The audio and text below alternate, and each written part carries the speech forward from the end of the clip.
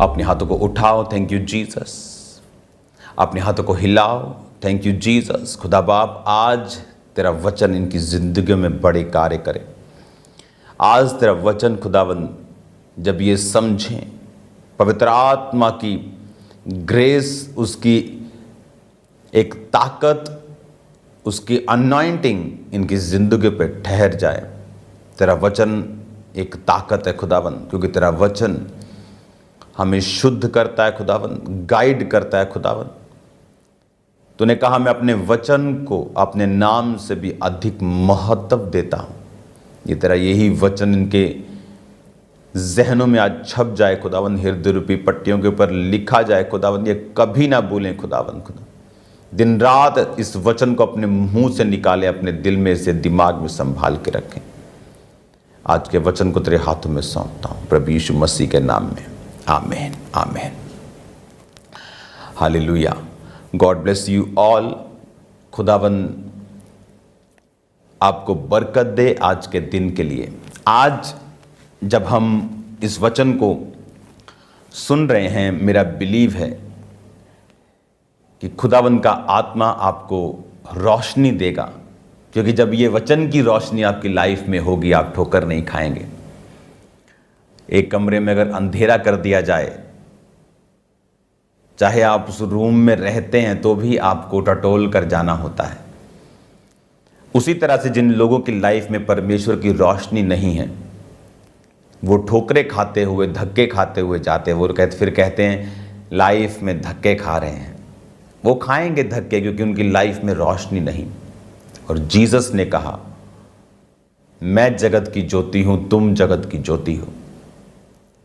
तो जब परमेश्वर यीशु मसीह रोशनी है, हम रोशनी हैं, उसका वचन रोशनी है, वो हमारे पांव के लिए दीपक, रोशनी देने वाला है, हमें गाइड करने वाला है। जिन लोगों की जिंदगी में परमेश्वर के वचन की नॉलेज है, वो ठोकर नहीं खाते, वो उनके मार्ग के लिए दीपक है। कि जब वो मार्ग में जाते हैं, वो दीपक, वो उजाला, वो आग की रोशनी उन्हें रोशनी देती है और वो ठोकर नहीं खाते। आज कितने लोगों को मैं जानता हूं जो परमेश्वर के वचन की नॉलेज नहीं रखते। बॉर्न क्रिश्चियन फैमिली से हैं, फैमिली वचन जानती थी, बच्चे वचन नहीं जानते। आप जानते हैं परमेश्वर क्यों अब्राहम से इतना प्यार करता था? आप जानते हैं जब 3 अतिथि अब्राहम के पास आए, उत्पत्ति 18 उसकी 1 और 2 आयत में, तो बाइबल कहती है कि जब वो अब्राहम ने उन्हें कहा कि खाना खा के आप यहां से जाइएगा।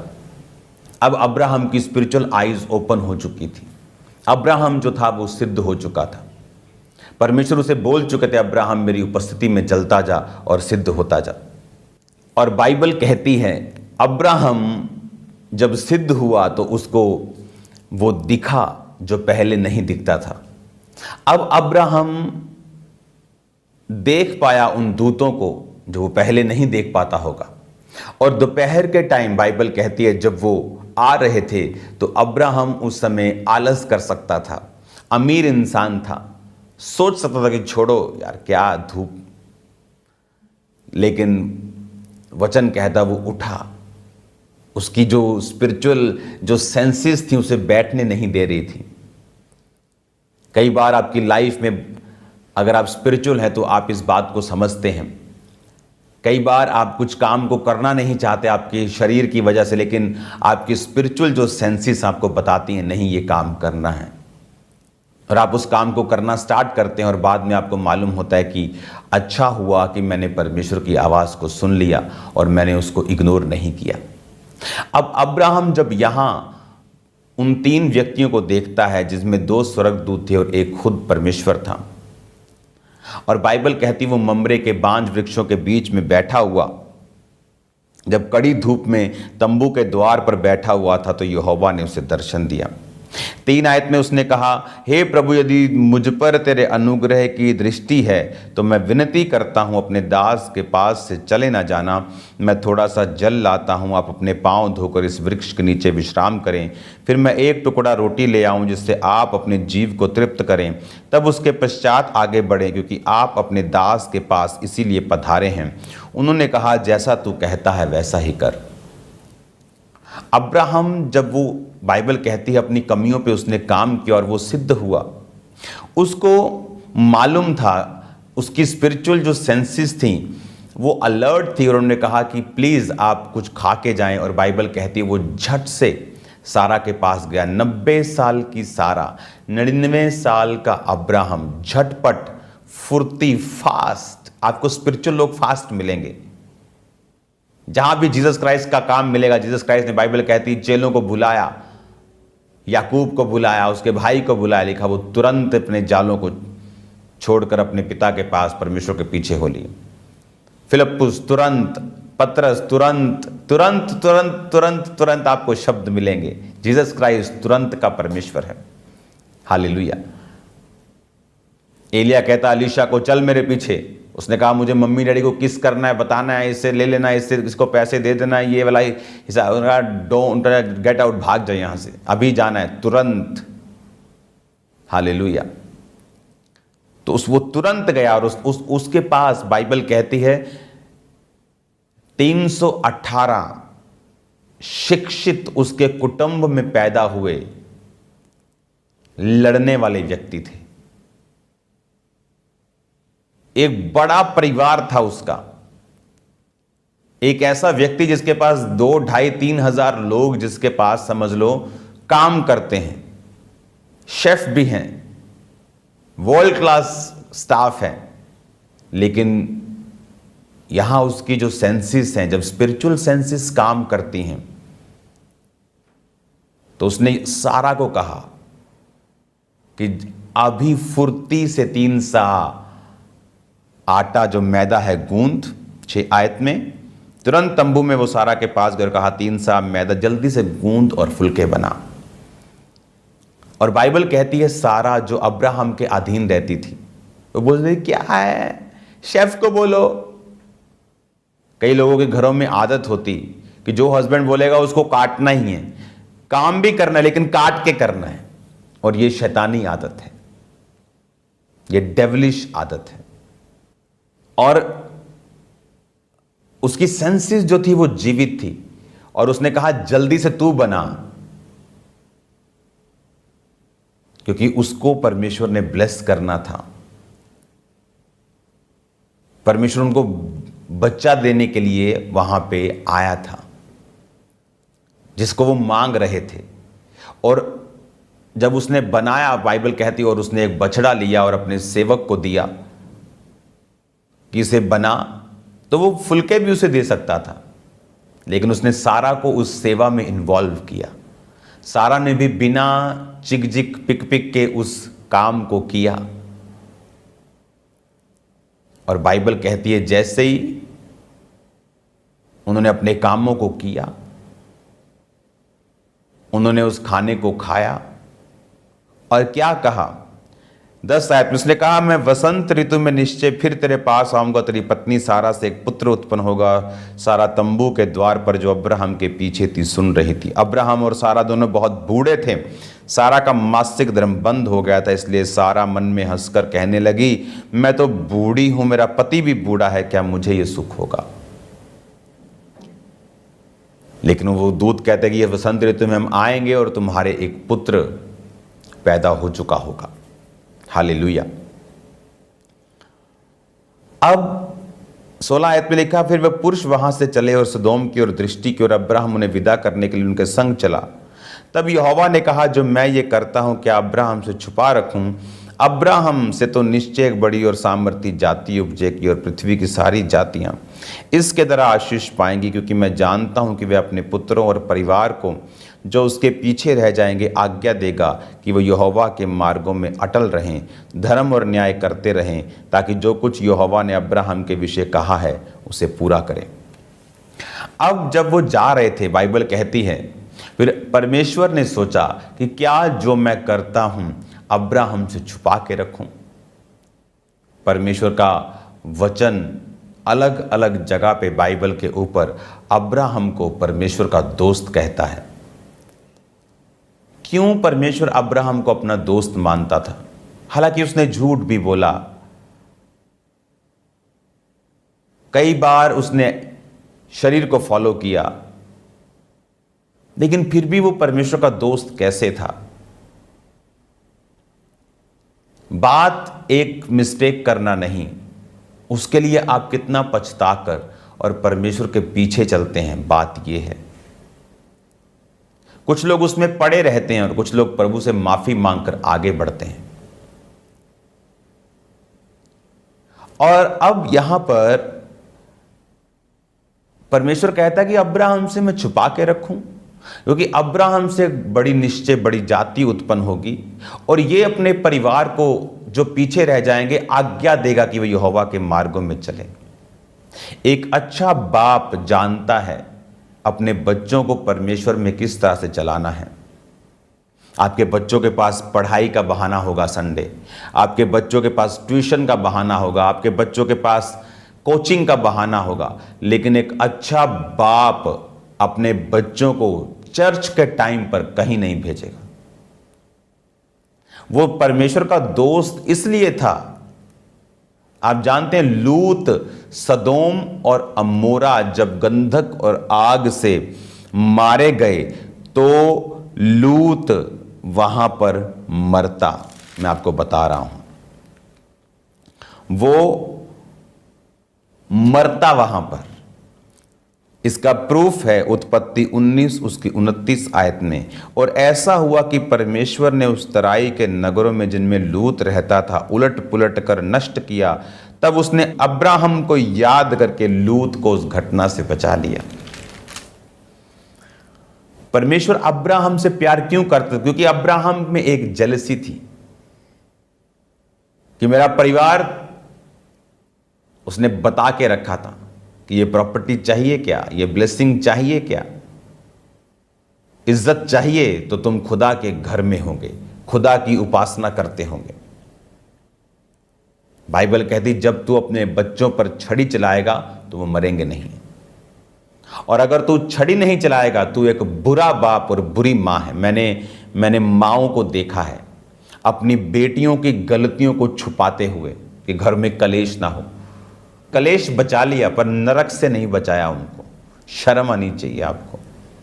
घर में लड़ाई तो बचा ली आपने, पर अपने बच्चों को ऐसे अंधकार की ओर धकेल दिया जहां वो सारी उम्र संघर्ष करेंगे, शैतान के हाथों में नाचेंगे, रोएंगे और आपको भी रुलाएंगे। डॉक्टर उस कैंसर के फोड़े को निकाल देता है आपकी बॉडी से, क्योंकि उसे मालूम है अगर नहीं निकालेंगे तो फैल जाएगा, तो मर जाओगे। उस दर्द के चक्कर में अगर उस फोड़े को आप नहीं निकालें और वो पूरी बॉडी में फैल जाए तो आप उस मृत्यु का कारण खुद हैं। सबसे पहला प्यार आपका जीसस क्राइस्ट है, आपके बच्चे नहीं, आपका हस्बैंड नहीं, आपकी वाइफ नहीं, आपकी सेवकाई नहीं, आपकी चर्च नहीं, आपकी प्रॉपर्टी नहीं, आपका धन दौलत सोना चांदी बैंक बैलेंस नहीं। परमेश्वर के सामने ना तो सेवकाई ना परिवार कुछ नहीं आता। परमेश्वर और उसकी सेवा ये दोनों अलग हैं।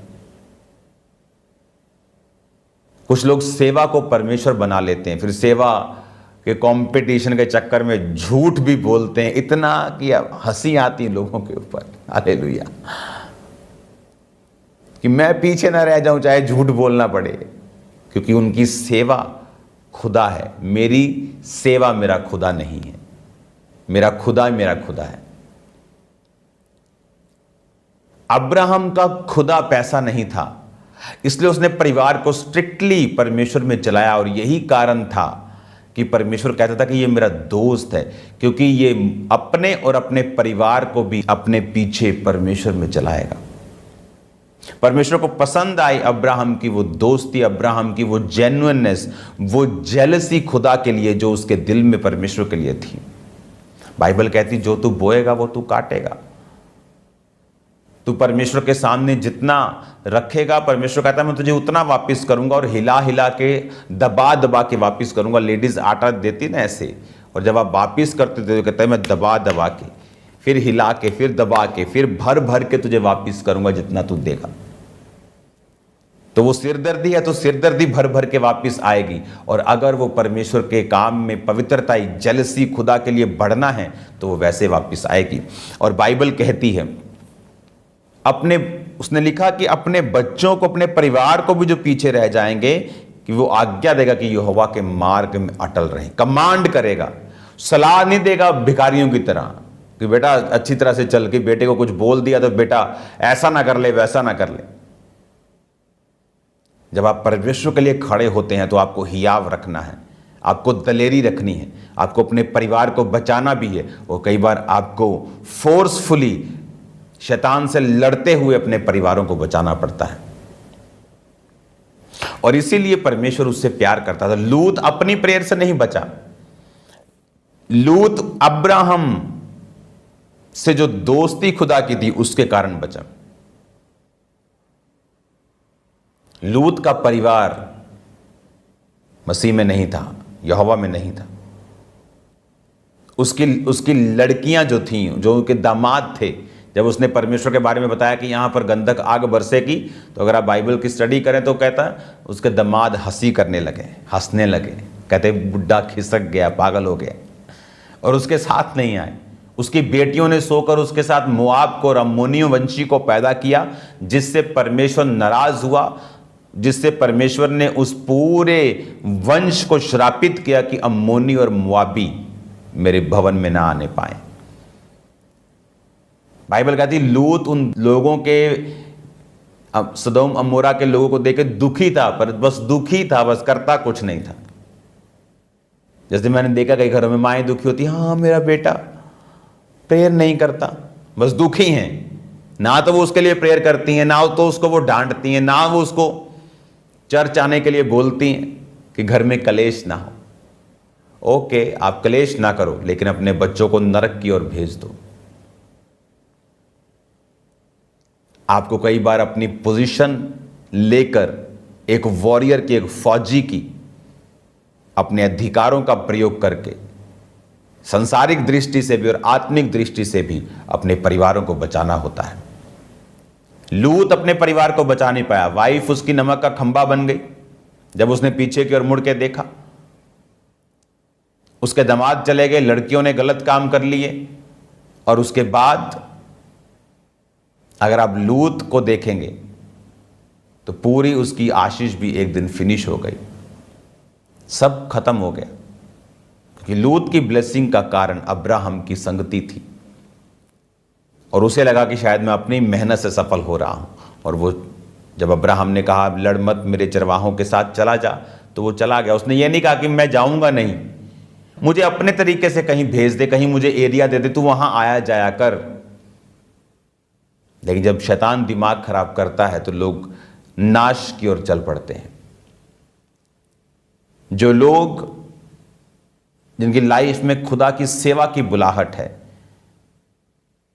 आपको कई बार सुनना होता है वो आपको क्या कहते हैं, हलीम होना होता है उनके सामने कि वो क्या कहते हैं। बाइबल कहती है परमेश्वर की सेवा करने वाले 2 गुने आदर के योग्य समझे जाएं। हालेलुया। मैंने लोगों में एक बड़ी बुरी और एक डफर बात देखी है। मान लो मैं अपने स्पिरिचुअल फादर का नंबर अगर मेरे पास है तो मैं कभी भी ऐसा नंबर उठाकर उनको नहीं बोलता I am praying for you, never. मैं उनके लिए प्रेयर करता हूँ, मेरी बाइबल में रिटर्न पॉइंट है उनके लिए प्रार्थना करना, उनके परिवार के लिए प्रार्थना करना। लेकिन मैंने कभी ये डफरपुना नहीं किया कि मैं उनको लिखूं I am praying for you, never. ये डफरपुना है जो लोग करते हैं। आप कभी वो मैन ऑफ गॉड जो आपसे कहीं अधिक स्पिरिट में ऊपर है, आप उसको कभी मैसेज मत करें I am praying for you. आपको प्रेयर करनी है, पौलुस भी कहता है मेरे लिए प्रेयर करो, लेकिन ये कॉमन सेंस है जो लोगों के पास नहीं है। किस तरह से अप्रोच करना है, किस तरह से बात को रखना है, क्या बोलना है। तो बाइबल कहती परमेश्वर के दास 2 गुने आदर के योग्य समझे जाएं। बहुत सी चीजें हैं आप इन बाइबल टीचिंग के दिनों में समझेंगे और खुदावंद आपको बरकत देगा और वो आपको आशीष देगा। याद रखो, आज शाम को 8 बजे प्रार्थना पहाड़ की सामर्थी प्रार्थना को भूलना नहीं। खुदावंद आपको हील करेगा, वो आपको डिलीवर करेगा, वो आपको आजाद करेगा। आप सेम नहीं होंगे यीशु के नाम में, आप सेम नहीं होंगे यीशु के नाम में। मैं आपको इनवाइट करता हूं, अपने लोगों को, अपने रिश्तेदारों को बताना है, इनवाइट करना है। मैं आपको बता रहा हूं, आप सेम नहीं होंगे। खुदावंद आपको हील करेगा और डिलीवर करेगा। अपने हाथों को उठाओ। खुदा बाप, जितना वचन इन्होंने सुना 100 गुना फलों को लेके आए। अंधकार की शक्तियां इन वचनों को चुरा ना सकें। आज जब इस वचन के बाद ये बाइबल कोर्स को भी पढ़ें 1 ईयर को, खुदावंद तो ये बरकत को पाएं। प्रार्थना पहाड़ में शामिल होने वाले लोग, उसकी प्रेयर्स को सुनने वाले और करने वाले लोग सेव न रहें। तेरी चंगियाई तरह छुटकारा उनकी जिंदगी में आए, प्रभु यीशु मसीह के नाम में, आमीन। आज शाम को मिलते हैं खुदावंद की प्रेजेंस में 8 बजे। God bless you all.